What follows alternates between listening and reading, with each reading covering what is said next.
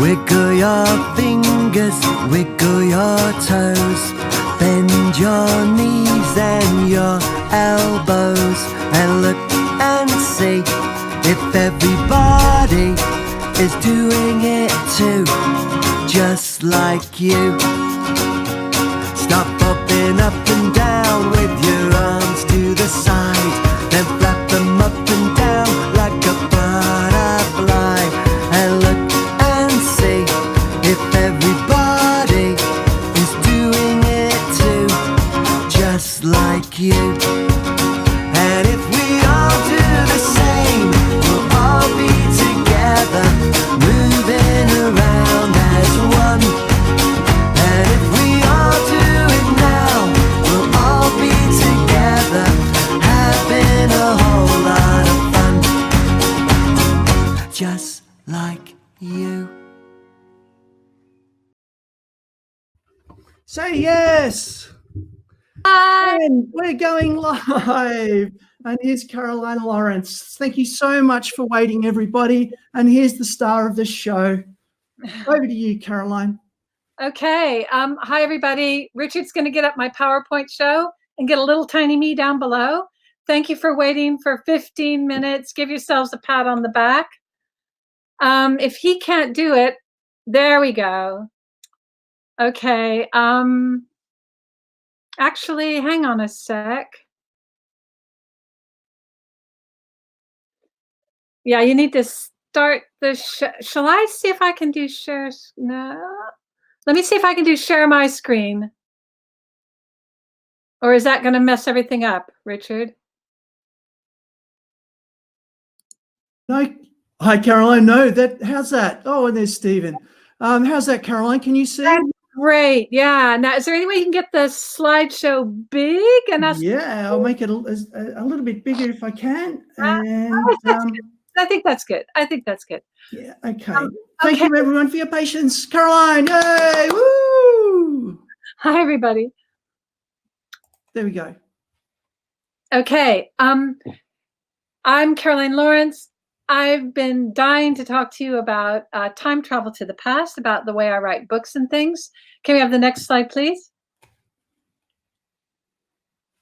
This is where I am now. I'm in London on the River Thames, about 6 kilometers from Barnes. So if they did have a festival, I could be there right now, but I'm not there. I'm in my study. And just to prove that I'm really here, I'm just going to turn my computer, and there's the river right out there. How cool is that? So I love living here in London on the river. It's really amazing. Next slide, please. Did you know that time machines do exist? Next slide, please. But they don't look like this. Next slide, please. And they don't look like this. Next slide, please. And they don't even look like this. Time machines look like this. Oh, you say a book? Are you going to tell me a book is a time machine? Yes, I'm going to tell you a book is a time machine, because books can get you into the head of people who have lived in other times and other places, and they can transport you to another world. And this book right here changed my life. It didn't just take me back to the world of ancient Greece, but it actually brought me halfway around the world. I grew up, next slide please, in California.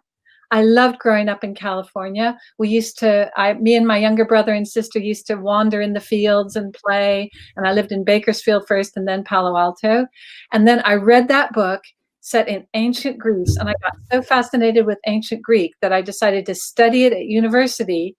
Loved studying ancient Greek. They say if you do ancient Greek, you have to do Latin. We call it classics. So I studied classics, got good at it. Because when you like a subject, you can get good at it. And I got a scholarship to Cambridge. Next slide, please. So that book actually took me from California to Cambridge, England, and I've been in England ever since. So be careful what you read. A book could change your life. Now, I know a lot of you are really clever about the Greek gods and the Roman gods and goddesses. Next slide, please. even before, oh, I just want to tell you, I've written tons of books. I used to be a teacher, but I've written tons of books. I've written 17 Roman mysteries. Give me a little shout out on the chat if you like the Roman mysteries, a little heart symbol or something. I've written 4 kind of spin-offs for younger kids. Next slide, please. I've written some books set in the Wild West. Yeehaw. Next slide, please. I've written 2 books based on Virgil's Aeneid. Virgil was the Latin poet who lived around the time of Jesus. In fact, he died right before Jesus, and wrote an epic poem about the hero Aeneas, who fought in the Trojan War. I'll tell you more about the Trojan War in a minute. Next slide, please. I've also written these 4 spin-off books of the Roman mysteries, which tell you what happened to Flavia, Jonathan, Nubia, and Lupus when they get older, when they're like really old in their mid-20s. Whoa, so old. Next slide, please. If you think you want to be a writer, I have written a book for you. I've modestly entitled it How to Write a Great Story, but it's got all my tips in it, some of which I'll be giving you today, including lots from my favorite movies, because movies are stories too. Next slide, please. And my most recent books are called the Time Travel Diaries. And these books I'll be telling you about right at the end of my talk. Do you know, one of my favorite things in the world is going to movies. Give me a shout out in the chat if you like going to movies, maybe even put down your favorite movie. And when they decided to make a TV series out of my books, I was so thrilled. Next slide, please. And they filmed the first season of the Roman Mysteries based on my books in Tunisia, North Africa in 2006. Wow, it seems like yesterday to me, but some of you probably weren't even born. And then they filmed the second season, next slide, please, in Bulgaria. And there are the 4 actors having a break, eating some crisps, which they did not have in ancient Rome, in Bulgaria on the set of the second series of the Roman Mysteries. So cool. Next slide, please. You can still get the Roman Mysteries TV series on a DVD. Next slide, please. Or if you subscribe to Amazon Prime, you can get them for free. Now, it's a really good way to get an idea for what the ancient Roman world looks like. It's not quite as accurate as my books, but it's really good fun. Next slide, please. This book, again, changed my life. It's set in ancient Greece, in the town of Athens, about 450 years before Jesus was born, so 450 BC. It's a book about some of the great men who lived then: Socrates, Plato, Xenophon, Aristophanes, Plato, Euripides. It was an amazing time, ancient Athens. Some of the most brilliant geniuses who've ever lived all were suddenly alive then and there. It was amazing. And even before I became interested in ancient Greece, thanks to this book, I loved the myths, the Greek myths. And next slide, please.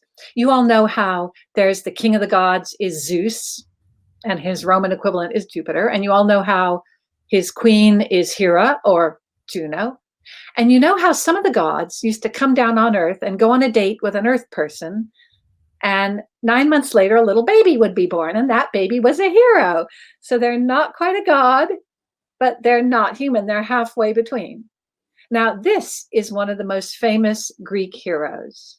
And I wonder if you can guess who he is. Maybe tap in the chat or write down on a piece of paper who you think that hero is. And especially if you haven't heard my talk before, if you said Hercules, that's wrong. He was a hero, but this is not Hercules. Hercules is shown with a lion skin and a club. Raise your hand if you said Perseus. No, Perseus was a hero, but this is not Perseus. If you said Percy Jackson, that's totally wrong. He wasn't even a hero. He was a character. Raise your hand if you think this is Theseus. Good guess, but no. Raise your hand if you think this is Achilles. Yes, you got it right. This is Achilles. And as you all know, Achilles was a great hero of the Greeks. He was the fastest runner. He was the fiercest warrior. And you all know the story, next slide, please, of how when he was a baby, his divine mother Thetis, the sea nymph, oops, back one, she took him by his little baby heel and dipped him in magic water. And wherever the water touched him, he became invulnerable. Nothing could hurt him, according to the myth. It's not true. It's a myth. All except for one part. You all know the answer. Which part of Achilles could be hurt? His heel. You might say, so what? Someone could hack his heel. That would hurt a lot. It wouldn't kill him. No, but if someone had an arrow with poison on the tip and they fired it right into his heel, as Paris, the Trojan, did, next slide, please, that could kill him because there's poison on the tip and it gets into the blood system and kills him that way. Poor Achilles. Why didn't his mother swish him around in the water and get him wet all over? Because if you have an invulnerable hero who no one can hurt, you know how the story's going to end. So you've got to give your hero a weakness. That's my first tip for you right there. If you have a really strong hero like Superman or Achilles, give them an Achilles heel, a weakness. And Superman's Achilles heel is kryptonite. So next slide, please. This is, I don't know if there's any way we can make that bigger. I think we won't mess with it. It's good. This is the first, yay! Oh, you're a genius, Richard. This is the first page of the Iliad, which is the Greek epic poem that Homer wrote. And it used to be recited. It's such an old story that it was recited. It's like from about 900 BC. And then it was first written down about 800 years before Jesus was born. And on the left, you can see the Greek, and it looks like this amazing code. It looks like little black worms crawling on white. But when you can decode it, it means things. And you're suddenly in the head of someone who lived thousands of years ago. And here's what it says. Meinen aedethea pelea deo Achilleos, ulomenein, he muri achaioi, algoe theke polastiftimus psychas, aidi proeapseneron, autuste heloria toke cunesin, oianoisi te pasi dios de telea tobule, exudeta prote, diaste ten erisante, atreides te anaxandron, kai dios Achilleos. And that last word is Achilles, Achilleos. Now, I recited the first line. Some people could recite the whole Iliad, which took about a day to recite. And you know what? Achilles' real weakness wasn't his heel. It was his personality weakness. It was his hot temper. And that first word there, meinen, means wrath or anger. And that is one of my best tips for you. Always give your hero a character hot temper. Now, there were a few people on the chat I noticed earlier who were doing really angry faces because it wasn't starting, and you have a right to be angry. And that's one of my Achilles heels too. Next slide, please. Even before I loved the Greek myths, I loved Nancy Drew mystery stories. Nancy is a girl detective who lived in in America in the 1950s and 60s. And she was this cool girl at high school who solved mysteries. I love mystery stories. You know why I love mysteries? Because our whole life is a mystery. What are we doing here on Earth? That's why I write, is to try to solve the mystery. Why are we here on Earth? What are we doing? Next slide, please. And then I became interested in classics thanks to that book that changed my life. And you know, I like the Greeks a lot, but then I discovered the Romans, they're even cooler than the Greeks. Yeah, the Greeks have philosophers and, you know, temples and architecture and the Spartan War, but the Romans have gladiators and chariot races and beautiful slave girls and mad emperors and exploding volcanoes. What's not to like? So I thought, I'm going to do a mashup. Next slide, please. It was in 1999. My sister said, why don't you write a book for kids set in Pompeii? And I thought, ding, good idea. I'm going to write Nancy Drew mashup in ancient Rome and have a girl detective in ancient Rome. And that's how I, next slide, please, came up with the idea for Flavia Gemina, my girl detective. Yay, Flavia. Okay, next slide, please. I love movies. And one of my favorite movies is Dorothy and the Wizard of Oz. And I'm going to talk about it in a minute, a little bit more. But remember that scene where Toto the dog pulls back the curtain and reveals that the Wizard of Oz is actually just a man with some levers and buttons and not a big wizard at all? That's what writers are like. We're not wizards. We just know the buttons and the levers to pull. So I'm going to give you a few buttons to push and a few levers to pull. Next slide, please. I'm going to start with one of my most basic things, which is that every story has 3 ingredients, not beginning, middle, and end. Yeah, it does have those, but that's not helpful. I'll come back to that in a minute. But the who, the where, and the what. And for a great story, you need a really great who, a really great where, and a really great what. Next slide, please. Now, the who in a story, all you clever guys out there, what do writers call the who in a story? What do we call the who in a story? Write it down in the chat and you'll be forever immortalized as being super clever. What's the who? What do we call a who? Yes, the character. Next slide, please. If you knew characters, give yourself a pat on the back. The who is the characters of the story. Next slide, please. In my books, my first book, I decided to set it in Ostia Antica, the port of Rome, the seaport of Rome, which you can still visit the ruins today. What do we call the where part of a story? If you're an author, if you're a writer, what do we call the where? Write it down. If you said, next slide, please. If you said the setting, you were right. Give yourself a pat on the back. And that's where Ostia is. Remember, Italy's shaped like a big thigh-high boot with high heels. Rome is on the knee, and Ostia is right on the coast there. In fact, it's a little bit south, but I didn't want to blot out Rome with my big red arrow. Next slide, please. The hardest thing to write in a story, I find personally, is the what. The what happens in a story. What do we call the what? Write it down in the chat if you think you know. And this, by the way, is a cool mosaic from Pompeii, which says Cave Canem, beware of the dog. And it's where we would have a welcome mat. So it's probably against burglars or something. It gave me the idea for my first book. So if you said the what was, next slide, please. If you said the what was the plot, give yourself a big pat on the back. Well done.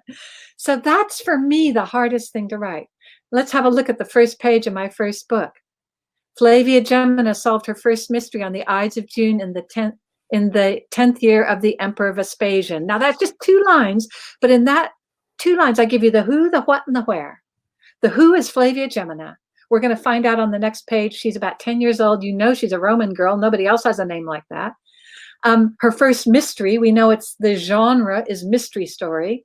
Ides of June. Oh, you remember like the Ides of March? That was when Julius Caesar was going to be assassinated. So, you know, that's Roman, and that's confirmed by Emperor Vespasian. So, you know, we're in Roman times.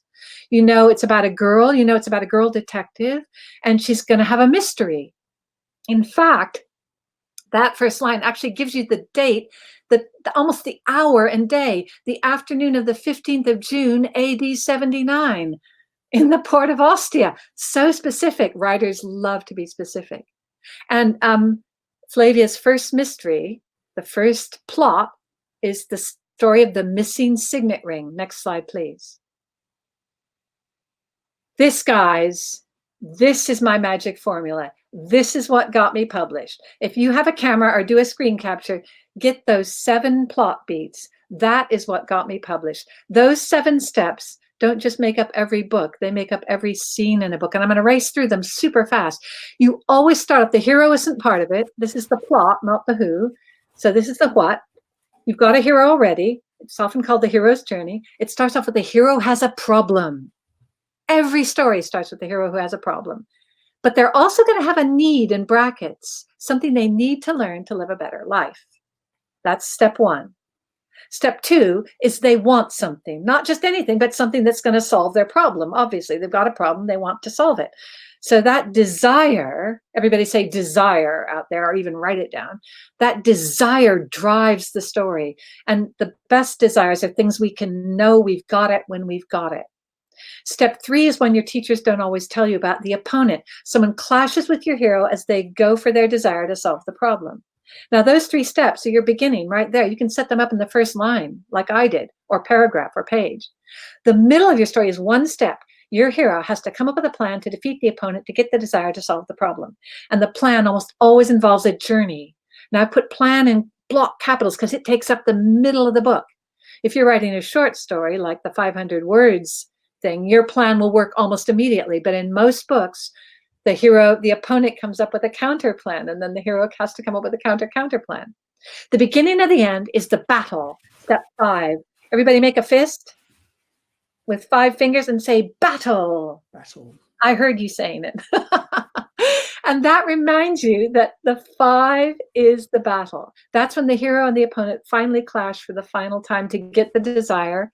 And it can be bloody with like swords flashing and heads popping off and blood spurting out everywhere, or flamethrowers or machine guns or things, but it doesn't have to be bloody. Whether your hero wins or loses the battle, they learn something. And that's actually what they needed to learn up at the top in brackets. And they might get the reward too, which is the desire. Sounds complicated. It's actually super simple, but super powerful. And finally, the new level, which is another way of saying a happy ending or a sad ending. Okay, let me unpack that in the first chapter of The Thieves of Ostia. Next slide, please. Flavia's problem is there she is with her dad, Marcus Flavius Geminus, sea captain in the port of Ostia. And her problem in the first page of the first book is her dad, Marcus, has lost his signet ring, which he uses to sign documents with. It's not an earth-shattering problem, but it's a problem. He's about to go on a sea voyage. Next slide, please. He was signing some documents, sealing them with his ring. He left the ring right there on the table, and when he came back from the latrine, the toilet, it was gone. Now, Flavia looks for clues. And by the way, her need is to learn she's a good detective, to learn what she's good at doing. She looks for clues, and on one of the pieces of parchment, she sees an inky bird footprint. And she thinks,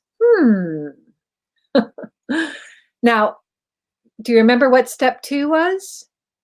It was her desire. Next slide, please. She obviously wants the ring. So she goes into her inner garden, guided by the clues. Next slide, please. And in one of the trees, she sees a magpie. And like you, she knows magpies like bright, shiny things. And she thinks, that's the culprit. That's my opponent. He took the ring, but his beak is empty. So he must have taken it to his nest. So she's got to now come up with a plan to get him to lead her to his nest. So next slide, please. She takes off a silver chain from around her neck, puts it on her dad's desk in his tablinum. In a beam of sunshine, she hides behind a column, waits to see if the magpie will take the bait. Sure enough, the magpie flies down, grabs the chain, and flies off over the back wall of her house.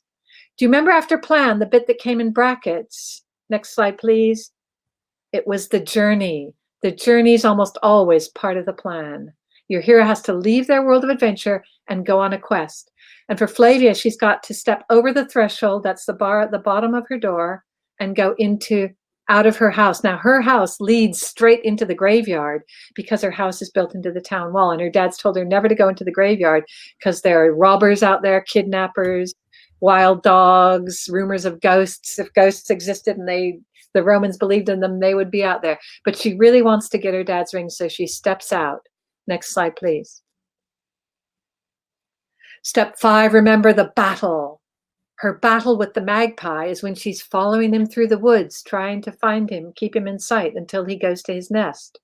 It's not a bloody battle. He might not even know he's in a battle. He's just flying along with a chain in his beak. She finally finds his nest, waits for him to fly away, climbs up it. When she gets to where the branches meet, she finds the nest, and there on top is, next slide, please, her dad's ring. And she realizes, I'm a good detective. Now, that's why you guys go to school and do battle with your friends and your teachers and your parents every day, is to figure out what you're good at doing. That's the most important step in my 7-step structure. And remember what was in brackets? The hero definitely, hopefully gets some knowledge, but they might also get the thing they wanted, or a reward, a desire, a prize, or a reward. And she does. Next slide, please. She gets an earring. At the bottom of the nest, she finds a gold and emerald earring worth 600 sesterces, 6 gold coins, each worth 1,000 pounds each. And she's going into the market the next day. She's sold her earring. She wants to buy a book, and she sees them leading some slaves through the market. Beautiful, dark-skinned women from the country of Nubia. Slaves in Roman times could be any gender, boy, girl, man, woman, any color skin. But these are women from a country called Nubia below Egypt, and they have lovely dark skin. And the last one at the end of the line is a girl about her own age with a price tag around her neck, 6 Roman numeral C's. Next slide, please. So Flavia buys the beautiful slave girl, Nubia. not to have a slave, but to save her from a fate worse than death. And so she's on a higher level. She's now got a friend, someone who will help her solve mysteries. That is my 7-step structure. I'm just going to flash it up one more time. If you've got a camera or a good mental camera, take one more snap, click of my 7 plot beats, which are coming up any minute on the next slide. There they are. That's pure gold. That's the what. I'm going to just quickly tell you where I got ideas for the who. Next slide, please. I kind of stole ideas, although I don't call them stealing. I call it magpieing ideas. I looked at some of my favorite films and I realized they all have like a hero with about 3 sidekicks. Now you notice I put 5 archetypal characters. Archetypal just means basic. And I'll tell you about the 5th one in a minute. But first of all, you've got to have a hero. Now, the hero can be like Achilles, a superhero, half god, half human. But later on, the hero could be anybody. It doesn't have to be like Superman. It doesn't have to have superpowers. It doesn't even have to be like a James Bond or Sherlock Holmes. It doesn't have to be a grown-up white guy. Next slide, please. Your hero could be a girl like Dorothy from The Wizard of Oz, or Frodo, a hobbit with hairy toes, or Mr. Carl Fredricksen, a man with a tennis ball cane. Your hero can have superpowers like Luke and Harry and Ray, or no powers. They can be boy or girl, young or old. In my books, I decided to make, next slide please, Flavia my hero. She's not got superpowers or magical abilities. She's just super clever and a bit bossy and a bit nosy, like any good detective should be. Her element's air, because I thought if I have 4 characters, I'm going to make them the 4 elements that the Romans believed the world was made of. And not just the world, but us. Each of us is made of 4 elements. And if you're like me and hot-tempered, your element is fire. But Flavia is air, so her thoughts are high and exalted. I noticed looking at some of my favorite movies that there's always the faithful sidekick. Next slide, please. And the faithful sidekick is just what it says on the tin. It's a faithful sidekick. It's like your best friend. Now, really, Dorothy's faithful sidekick is probably Toto, that little dog. But of the 3 she meets, the Scarecrow is her closest friend. Russell, the junior wilderness explorer, is Mr. Carl Fredricksen's faithful sidekick, reluctant. R2-D2 for Luke. And Ron Weasley for Harry, of course. And Sam is Frodo's faithful sidekick who would lay down his life. And this is something this faithful sidekick often does, is they lay down their life for the hero. Next slide, please. They're so faithful and so loyal. Flavia's faithful sidekick is Nubia. Her element is fire. She has golden eyes and wears a yellow or orange tunic.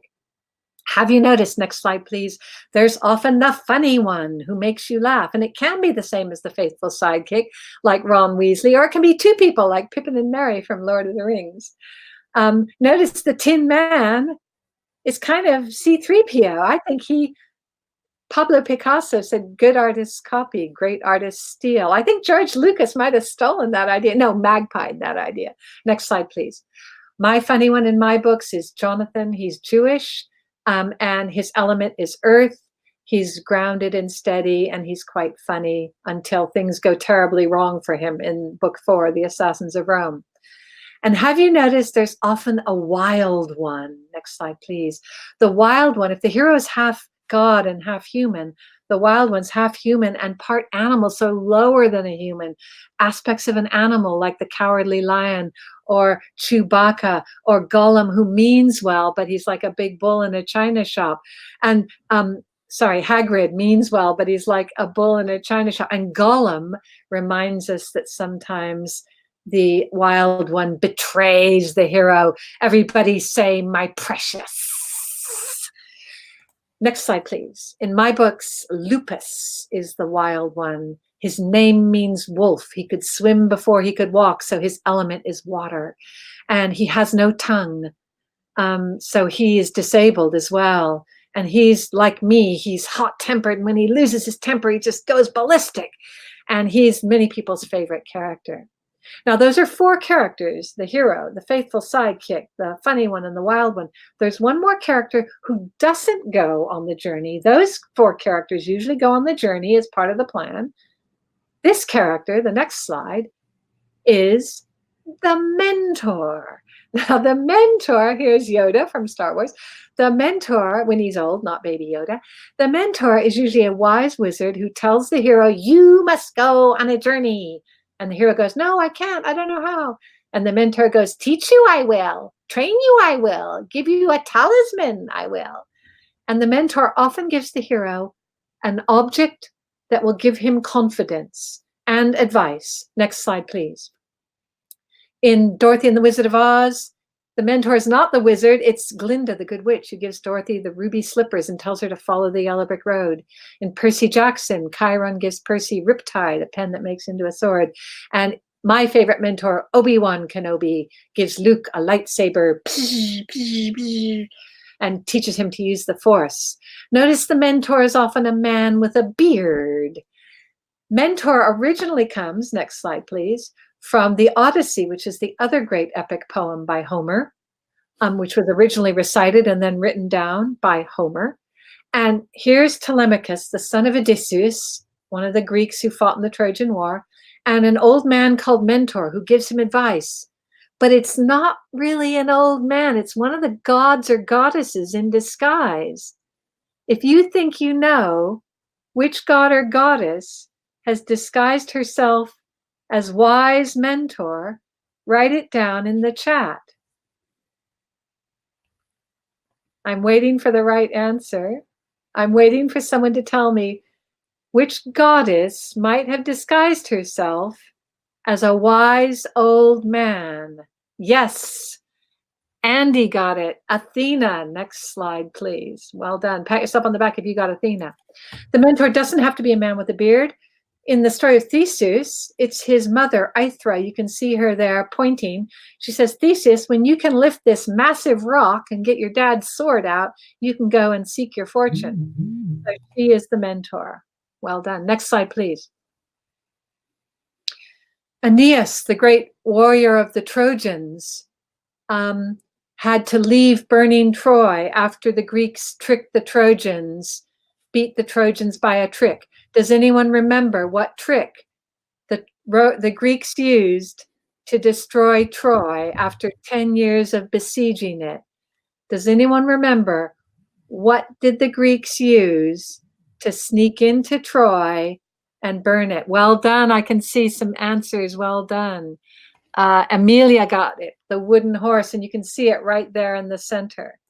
And Aeneas, you can see him walking out of the gate, out of the arch of the gate, with his old dad on his back and his son Ascanius. And this step is called crossing the threshold. The hero has to leave their world, remember?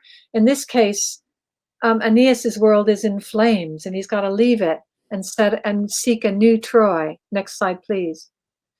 There are often more than one crossing of the threshold. The main crossing of the threshold starts about a quarter of the way through the book at the beginning of Act 2, when the hero leaves his ordinary world, goes to the world of adventure. But often halfway through the book, the hero crosses another threshold and goes to the underworld. They visit death.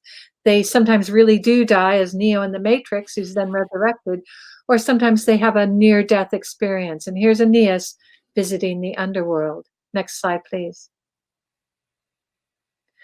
In movies, this moment when the hero first leaves their ordinary world and goes into the world of adventure, crossing the threshold, is the most visually exciting moment. And here's Dorothy leaving black and white Kansas for Technicolor Munchkin Land. Next slide, please. Or Mr. Carl Fredricksen lifting off with 1,000 helium balloons. Next slide, please. Or my favorite movie, when Wall-E literally leaves his world to get Eva, who's his desire, because his problem is he's lonely. And of course, in Star Wars, next slide, please, it's when they go into hyperspace in the Millennium Falcon. Next slide, please. Often you will find a threshold guardian. There we go. Threshold guardians. They're the people who are going to try to stop you from leaving your ordinary world and going to the world of adventure. Some of you are going to be interviewing to go to secondary school soon. You're going to meet threshold guardians because they're going to make sure you really want to go to that school and ask you some questions before you get through. And you might want to say to them, these aren't the droids you're looking for. That usually will do the trick. Next slide, please. So the Romans knew all about thresholds. They knew that where the town met the graveyard was a dangerous place. And here's a town arch. When you say the town gate of a Roman town, you might think of a gate, a garden gate, but it's like an arch like that. And where the town gate met, they're coming in from the graveyard into the town. There are demons there. Can you see the demons on that arch? Can you see them there? No, because they're invisible. You can't see them because they're invisible. And you might say stupid Romans believed in invisible demons, but they didn't know about germs, bacteria, and viruses. All they knew was that sometimes they went out of their house or out of the town and they got sick. So they thought it must be an invisible demon. Next slide, please. That's one reason they had a beware of the dog mosaic at the front of their houses, not just against burglars, but against demons, because demons are scaredy cats. They don't like fierce dogs or leopards or snakes or things like that. You can't kill a demon, but you can frighten him away or distract him. Next slide, please.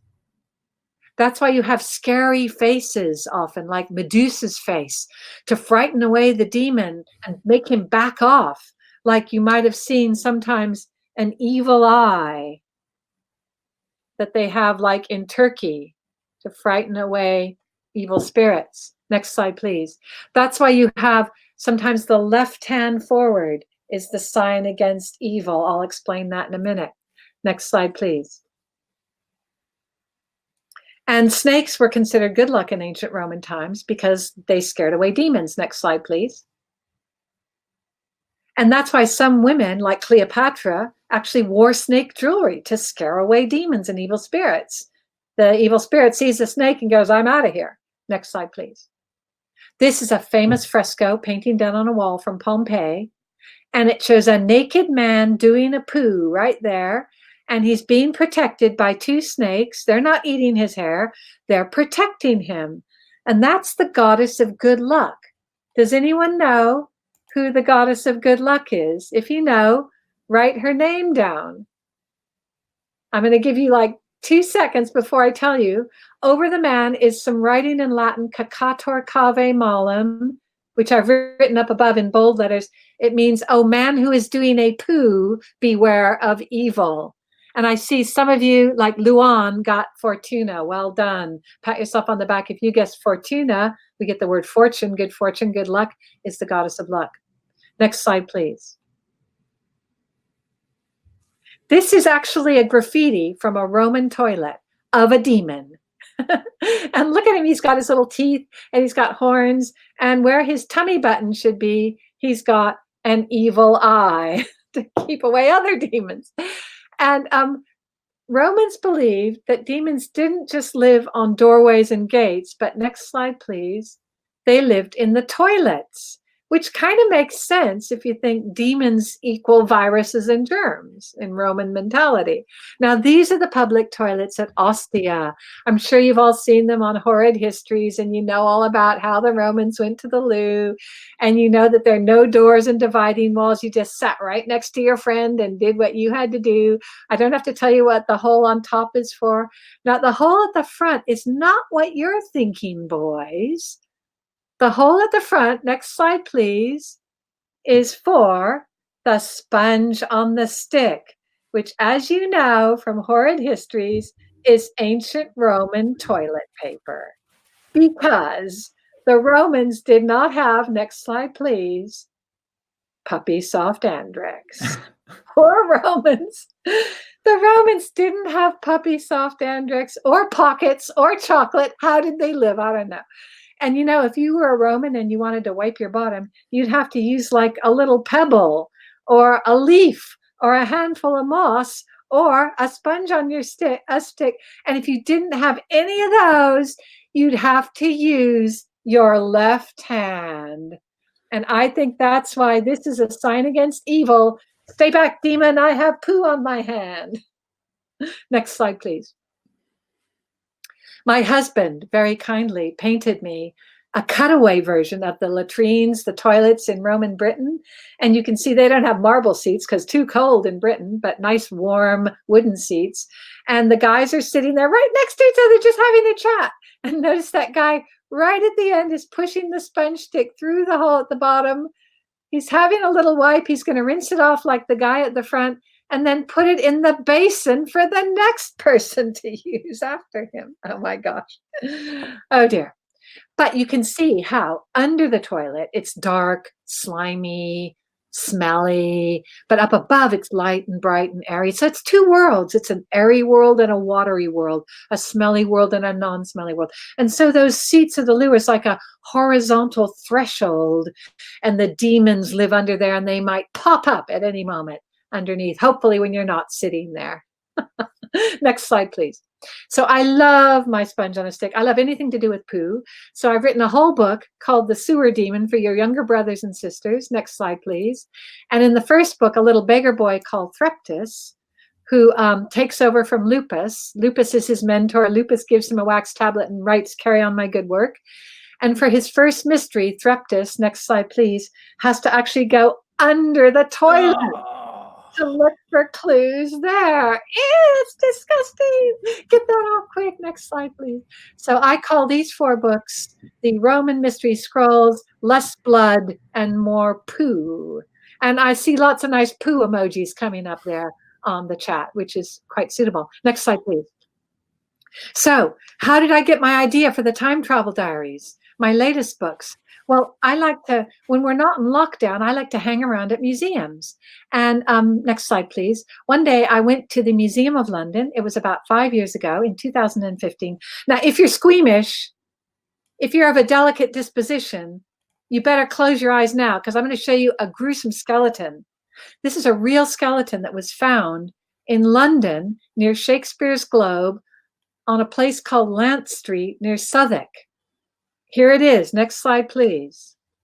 It's the skeleton of a 14-year-old girl, and they call her the Lant Street Teen. And she was found when they were digging the foundations for a new apartment block in a Roman cemetery from about 250 to 350 AD, so about 300 years after Jesus was born. And she was buried with those 2 little perfume bottles. Can you see them either side of her head there? And then enlarged is, you can't see it very well, but it's a leopard, and it's an ivory and iron folding knife with the handle in the shape of a leopard. So she's got a leopard clasp knife, a leopard pen knife, and those 2 little bottles and some other fun things like a jewelry box, but no jewels in it, and a little key. What was that for? I wanted to know who she was. Because she was buried with these really interesting objects, they'd sent bits of her teeth away and bits of her bone to be analyzed. Next slide, please. This is what I would do if I was starting over and good at maths and science. I'd be an archaeologist, a chemical archaeologist. The tests on her teeth told us amazing things. It told us she had blue eyes, fair hair, and bad breath. It told us her mother was from Europe. DNA can't tell you where the father's from. It told us she probably grew up in North Africa. We can tell that by isotopes, which talk about diet. It tells you that she came to Londinium when she was about 9 years old and died 5 years later. I've just had the delivery ringing. Hang on, guys. I'm just going to...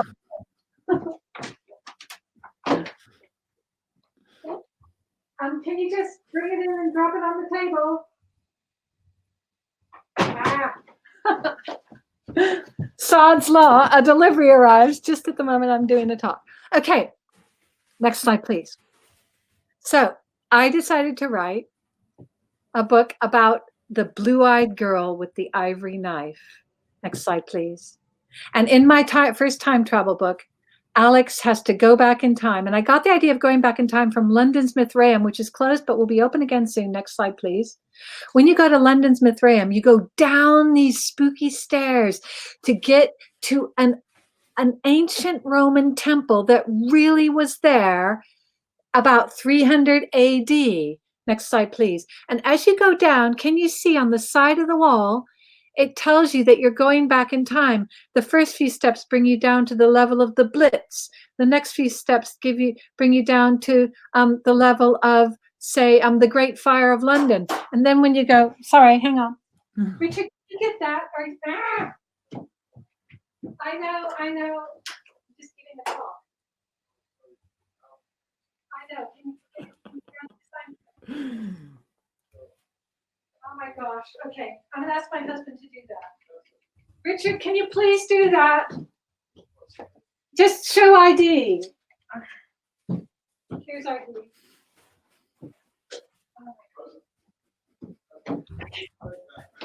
So I'm sorry, it's Sod's Law. Okay, next slide, please. That gave me the idea that you could use the temple as a portal for a time machine because it's in exactly the same place now as it was then. Next slide, please. And the portal is like a big bubble and you step through. And because the Temple of Mithras, this mysterious Roman god, was in the same place then as it is now, it was the perfect place to put a time portal. Next slide, please. We're almost out of time, but I hope some of you can stay on a bit longer. I'm almost done. And if you can stay on for questions, that'll be great. Next slide, please. There are 3 rules of time travel. Oh, before I do that, when I went back in time to look for the blue-eyed girl with the ivory knife, I never thought I would actually find her. The only reason I took the job was for the money.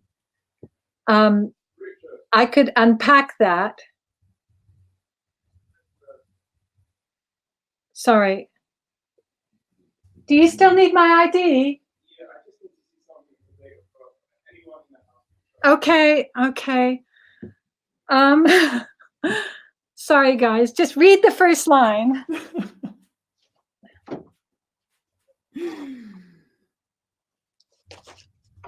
Sorry, I'm just doing a live talk to 500 people. So it's Sod's Law. There you go. Have a look at my thing.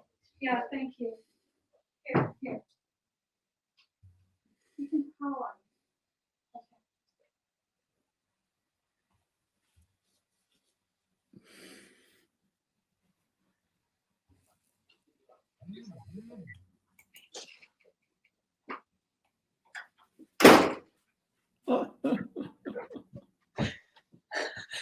It's Sod's Law. Sod is the Roman god of technical difficulties. Next slide, please. There are 3 rules of time travel. Naked you must go, and naked you must return. Yes, why not? You can't eat because it's like the worst roller coaster ride you've ever been on. And as little interaction as possible. You don't want to change the future by changing the past. Because if you change the past, your parents might not meet, and you might not have been born. Next slide, please. So we finally come to my latest book, which was out 10 days ago. It's called Adventure in Athens, The Time Travel Diaries. And Alex is in the first book. Alex, who's 12, he's a schoolboy and he does Latin and knows Greek because his dad was Greek. He goes back to find the real person, the blue-eyed girl with the ivory knife. In the second book, he goes back in time to track down the wisest man who ever lives. This is my last question to you. Who is the wisest man who ever lived? Who do you think? Alex has gone back to Athens to 450 BC to find the wisest man who ever lived. And it's not you, it's someone who lived 2,500 years ago. If you said Socrates, next slide, please, and I see some of you did, then give yourself a big pat on the back. Socrates was considered one of the wisest men who ever lived. And to me, he looks a bit like Santa Claus in a tablecloth, but he was an amazing person. Next slide, please. If you're doing Greeks at your school, this is the book to get. It's got tons about ancient Greece, including this really cool map that Sarah Mulvaney, my amazing illustrator, put together. Oops, I might have misspelled her name. Don't think it has an H at the end. Next slide, please. And you know, the ancient marketplace reminded me, I once went to Morocco to a place called Juma El Fna, which is this amazing market where they're like acrobats and tooth pullers and trained monkeys and food stalls and selling trinkets. And it was just madness and chaos and color and sounds and sights and smells. And I imagine the ancient Athenian Agora might have been like that. Next slide, please. We are done with my talk. Thank you for bearing with me, especially as I went to take my delivery, which had to be signed for, and my husband isn't up yet. Thank you so much. I'm going to take some questions. You can go if you want. I understand, but I can hang around for another 20 minutes or half an hour. And what's going to happen is that my beautiful assistant, Stephen, is going to field the questions that he's going to ask me. For the record, I would like to say that I am very wise. And don't forget to ask me about my sponge on the stick before we sign off. Okay? Do you want to start with the sponge? Okay, I'm just going to tell you guys before you go. I once went to a school with little kids in year 3, and they're so cute because they don't know anything about the Romans, or some of them don't. And they're like, please, miss, were there trees in ancient Rome? And I guess there were trees in ancient Rome. Please, miss, did it rain in ancient Rome? Yes, it rained in ancient Rome. And then I go, now, boys and girls, what do you think the Romans used a sponge on a stick for? And they don't really know, but they have some good guesses, like, please, miss, is it to get cobwebs up high? Or please, miss, is it to wash yourself in the bath? And some of their answers are quite disgusting if you really know what it's used for. Like, please, miss, is it to brush your teeth with? Or please, miss, is it for cleaning your ears out like a giant cotton bud? Now, I never laugh at them because sometimes their answers are really clever and well thought out. Like, please, miss, did you soak it in olive oil and light it and use it as a torch at night? And I go, what a good idea. Because the Romans had no electricity. Well done. Please, miss, was it for writing graffiti? Did you dip it in paint and write graffiti on the wall? And someone even said, please, miss, is it for beating your slave with? And I said, what a good idea. If your slave is just a little bit naughty, you could give him just a knock with the soft end. But if they're really naughty, you could give them a knock with the hard end. Preferably before you've used it in the toilet. Oh, no, that's the worst. Sorry, I had to put that there. After someone's used it, that's disgusting. My favorite answer was a little girl who said, I know what it is, miss. And I said, what do you think it is? And she said, please, miss, is it an award for your books? It now is an award for your books. Yes, the Golden Sponge Stick Award for the best Roman mystery. It's the mascot for your books, I feel like we should call it. It's my talisman, Stephen. It's my talisman. It's very true. Right, so we have loads of questions. We've got some great questions in.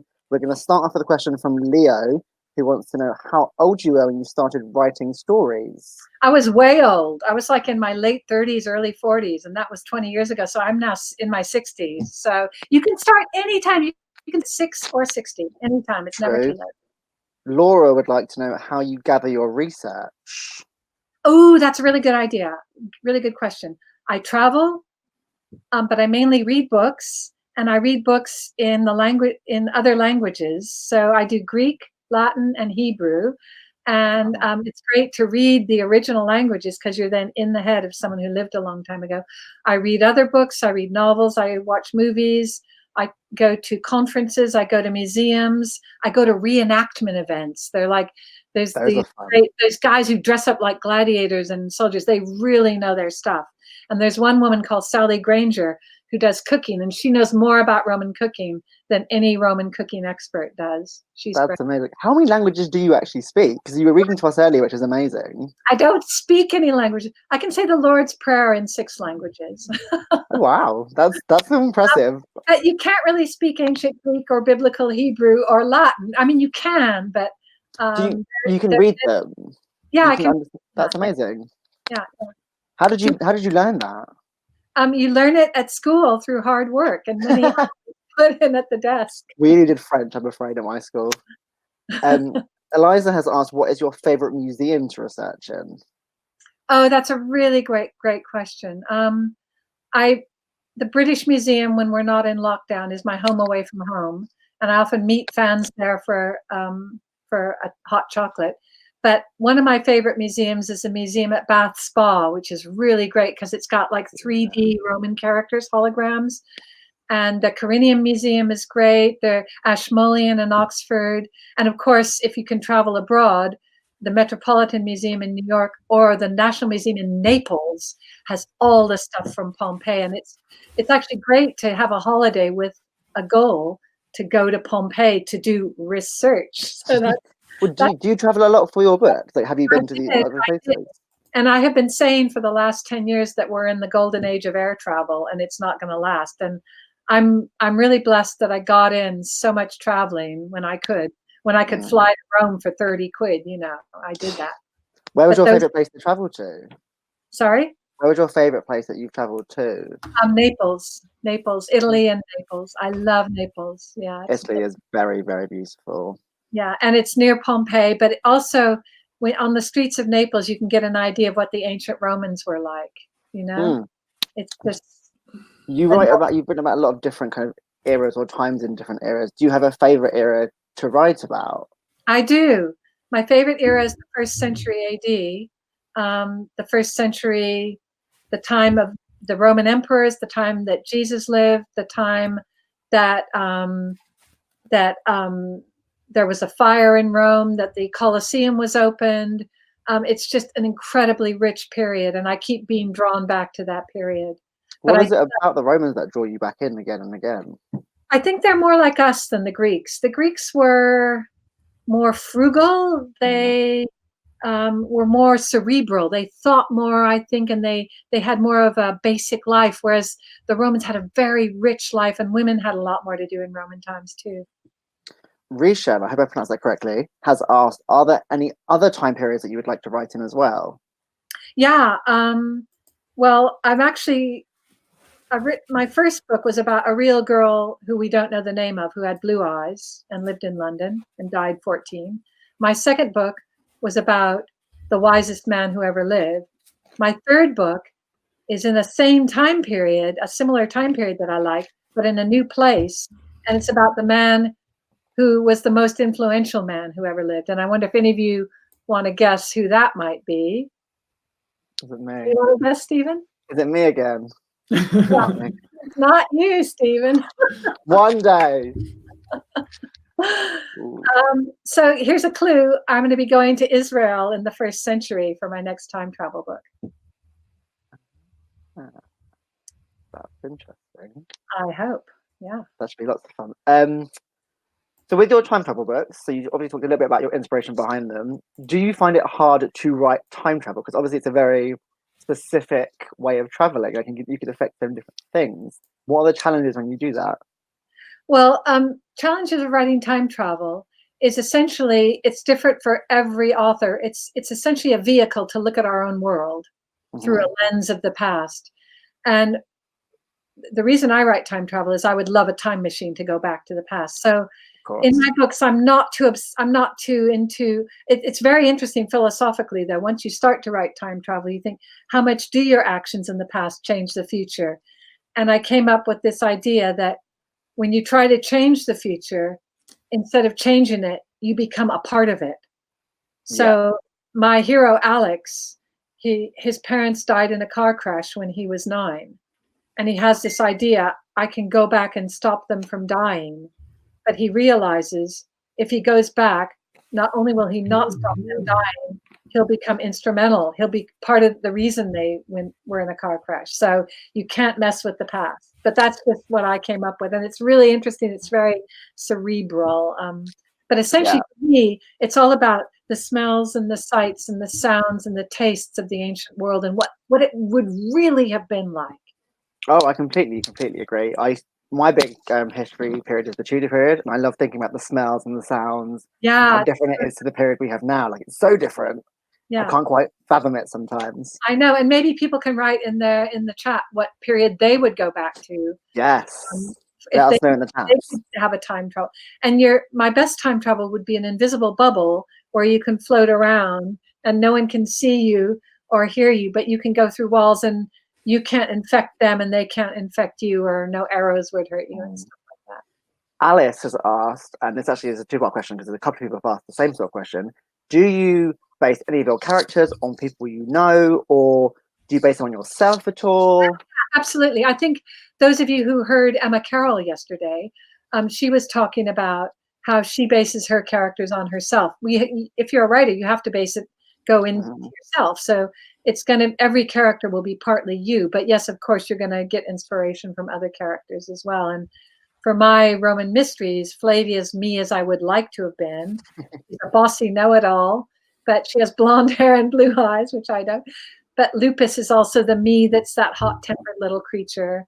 And Nubia was based on a girl I taught in year 6 who was really gentle and kind. She's like the opposite of me. She loves animals. Wicked. I think we've got time for 2 more questions, and actually they're some of my favorite questions. So our penultimate question is, what are you currently working on? I'm currently working on the 3rd time travel diary, which is where Alex and Krina, who is Dinu's little sister, this girl, go back to find the man who changed the world, who was most influential in the world when he was a teenager. And there'll be a lot of drama, I'm sure, and a lot of trouble that everyone gets into. A lot of trouble, but a lot of what it was like to live back then. And I've just been reading a book about Jewish life in the time of Jesus. And the book says that some really, really devout Jews would never do a poo on the Sabbath. So get your mind around that. I don't want to. There's only one way. You can't eat at all the day before, and that's the way you do it. We just have really good self-control, which is not a good idea. You got to fast on Thursday so that you can go through on Friday. And for our last question, you obviously do so much research, but what is your favorite word? My favorite word is a really cop-out word. It's thing, which you would think for a writer is the worst word because it can stand for anything. But I often say to my husband, Richard, can you get the thing by the thing that we found when we went to the thing? And he knows what you mean. He knows exactly.